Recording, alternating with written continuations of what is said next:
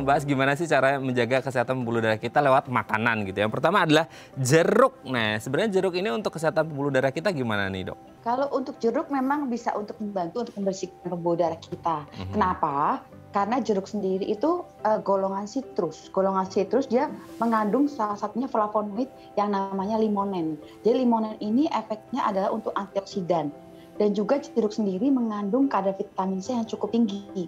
Jadi fungsinya antioksidan ini lebih ke arah pencegahan terhadap radikal bebas. Jadi radikal bebas inilah yang sering menyebabkan penumpukan plak di pembuluh darah. Jadi kalau kita banyak kandung kadar antioksidannya itu bantu membersihkan pembuluh darah kita. Seperti itu, Pak. Setelah jeruk kita ngomongin alpukat. Nah, benar nggak sih kalau alpukat ini bisa membersihkan pembuluh darah kita? Gimana nih, Dok? Kalau alpukat itu kan kita sudah kenal ya. Oh, alpukat itu lemak baik, lemak baik. Itu kenapa? Karena alpukat sendiri ini mengandung lemak tak jenuh tunggal. Jadi kita bilang bahasa dokterannya itu MUFA, monounsaturated fatty acid. Jadi dia merupakan lebih ke arah kolesterol baik. Jadi fungsinya apa? Fungsinya itu kalau kolesterol baik itu membersihkan kolesterol jahat yang plak-plak ada di sekitar pembuluh darah itu.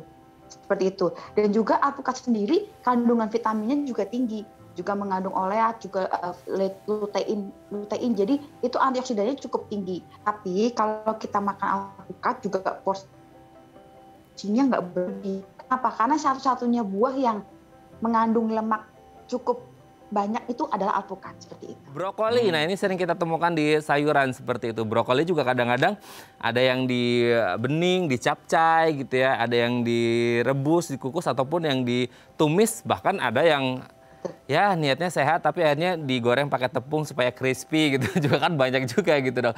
Nah, brokoli sendiri gimana nih untuk pembuluh darah, Dok? Baik, brokoli sendiri untuk pembuluh darah manfaatnya sangat besar. Kenapa? Karena yang pertama dia kandungan vitamin K-nya lumayan tinggi. Kemudian yang kedua dia mengandung, halo? Iya, silakan, Dok. Halo. Kemudian yang kedua dia mengandung flavonoid adalah yang namanya sulforapan. Sulforapan ini yang sering bikin rasa pahit di brokoli. Jadi dua ini vitamin K, sulforapan dan juga beberapa vitamin yang lain itu sangat penting untuk membantu menjaga agar pembuluh darah kita tetap sehat. Nah, tapi problemnya orang suka makan brokoli itu kan suka ditumis sampai dengan suhu tinggi, kadang-kadang digoreng crispy. Itu yang akan membuat vitaminnya pada hilang, terutama vitamin K. Jadi kalau kita masak brokoli pun kita harus hati-hati. Jadi usahakan lebih baik dikukus daripada kita rebus malah terbuang, vitamin K-nya itu akan terbuang. Oke, Dok, kita lanjut makanan selanjutnya adalah tomat. Kalau tomat memang bagus sekali untuk pembuluh darah kita. Karena apa? Kandungannya satu, vitamin K-nya vitamin tinggi, terutama vitamin C. Kemudian yang kedua kalium.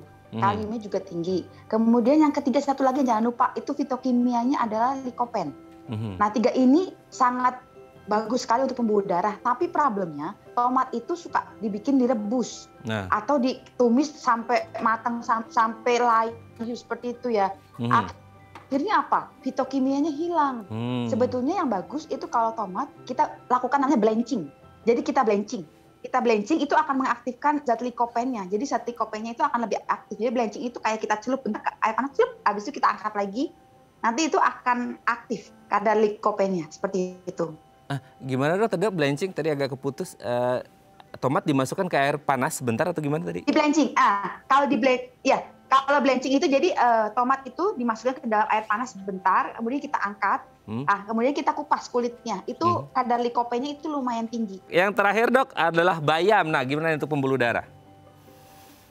Oke, kalau bayam itu bagus untuk pembuluh darah.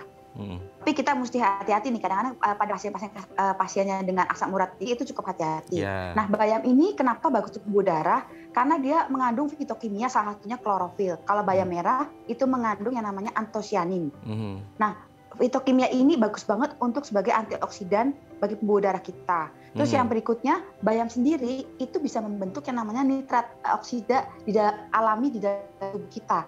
Metoksida itu untuk apa? Untuk membantu untuk kelenturan dari pembuluh darah kita, kemudian memperlancar aliran darah kita, seperti itu. Baik, terima kasih Dr. Linda Artanti, Iya, SPGK, SHMKes, AIVOKA, dokter spesialis gizi klinik sudah berbagi bersama kami pagi hari ini di Bincang Statis. Semoga dari kita semuanya memiliki pembuluh darah yang sehat, kita semuanya sehat, pandemi segera usai gitu ya. Terima kasih Dr. Linda sudah berbagi bersama kami pagi hari ini, sehat selalu dok. Sama-sama.